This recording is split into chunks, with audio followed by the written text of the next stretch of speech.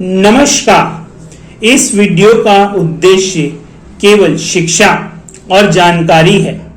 इस वीडियो के द्वारा मिली हुई कोई भी जानकारी किसी भी चिकित्सा सलाह के बराबर नहीं है। इसलिए अगर आपको कोई भी कान नाक गले से संबंधित शिकायत है तो आप ईएनटी सर्जन या ईएनटी स्पेशलिस्ट से संपर्क करें। अब हम बात करेंगे कि साइनोसाइटिस का इलाज कैसे किया जाए। जैसे कि मैं आपको बता चुका हूं कि एक्सरे सीटी से हम साइनोसाइटिस का डायग्नोसिस कर सकते हैं और व्यक्ति के सिम्टम और क्लिनिकल एग्जामिनेशन और उसके अलावा एक्सरे या सीटी से कोई भी ईएनटी सर्जन ये आराम से पता कर सकता है कि आपके साइनस की क्या अवधि है, किस कारण से वह हो रहा है। तो जैसे ही ईएनटी सर्जन को यह पता लगेगा, अगर हल्का साइनोसाइटिस है, इनिशियल साइनोसाइटिस है, तो कुछ ज़्यादा करने की जरूरत नहीं। साइनोसाइटिस की मेन प्रॉब्लम है कि जो नॉर्मल पाथवेज हैं वह ब्लॉक हो रहे हैं। जैसे नाक का पाथवे, जैसे नाक है, मैक्सिलरी, इनके बीच का पाथवे ब्लॉक्ड है। तो क्या करना चाहिए? सबसे बेहतरीन इलाज, आप स्टीम लें।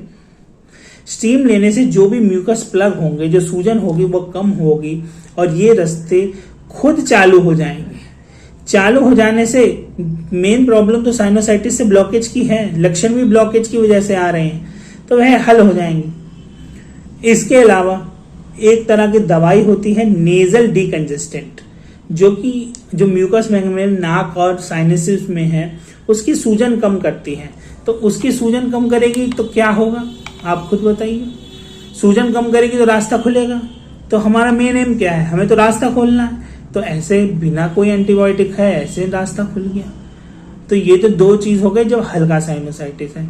जब ईएनटी सर्जन को लगे कि प्रॉब्लम थोड़ी बढ़ गई है तो क्या कर सकता है?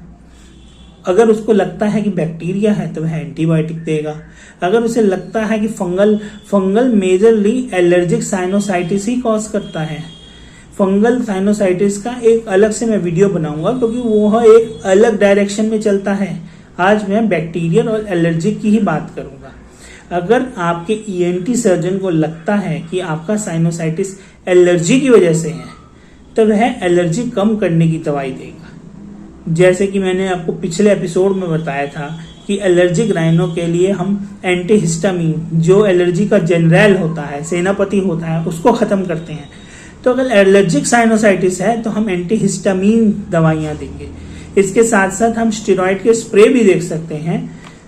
खत्म जो भी इम्यूनिटी का ओवरड्राइव हो रहा है साइनोसाइटिस को कॉज करने के लिए, उसको खत्म करने के लिए हम स्टेरॉइड भी दे सकते हैं।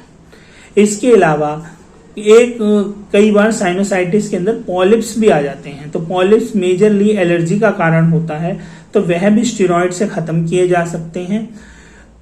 अगर हम ये सब भी करते हैं और उसके बाद भी कुछ नहीं होता और अगर हमें लगता है कि क्रॉनिक साइनोसाइटिस आ गया है, तो क्रॉनिक साइनोसाइटिस में एक ऐसी कंडीशन भी होती है कि आप कितनी भी दवाइयां दे दें तो उसका हल नहीं होता, बीमारी ठीक नहीं होती।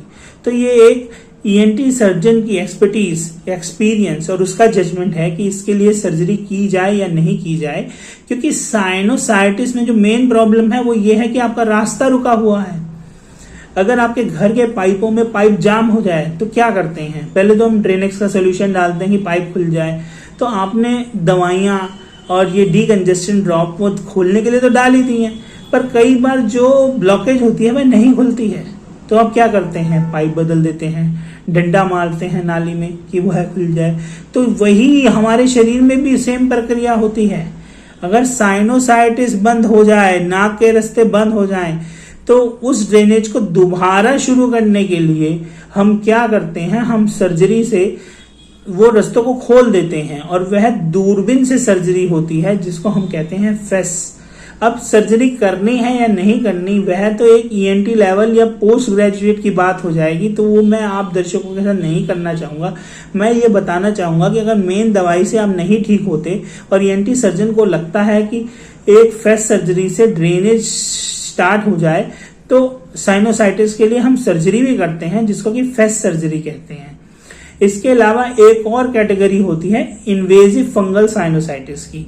अभी मैंने आपको बताया था कि फंगस से सिर्फ एलर्जिक साइनोसाइटिस ही होता है, परंतु एक अलग कंडीशन होती है इन्वेजिव फंगल साइनोसाइटिस। तो उस कंडीशन में जो फंगल ग्रो करती है और हमारे खोपड़ी में अलग अलग जगह ग्रो करके बोन का डिस्ट्रक्शन करती है और वो ब्रेन तक जा सकती है और सारे सीएनएस कॉम्प्लिकेशन ला सकती है, तो उस स्थिति में तो सर्जरी करके फंगस को निकालना ही पड़ता है। तो वो मैं चैप्टर अलग से लूंगा, आज नहीं डालूंगा, आप सब कंफ्यूज हो जाएंगे। इसके अलावा अगर साइनोसाइटिस का कोई भी कॉम्प्लिकेशन है, जैसे बंदे का किसी भी दवाई से असर नहीं पड़ रहा, उसकी आंखों के पीछे दर्द हो रहा है, सीटी में आ रहा है कि फ्लूइड कलेक्शन है आंखों के आसपास या ब्रेन के पास और ब्रेन में इन्फेक्शन जा सकता है, तो उन कंडीशन में हम तुरंत सर्जरी करेंगे जिससे वह पस निकाली जाए और इन्फेक्शन ब्रेन तक ना जाए।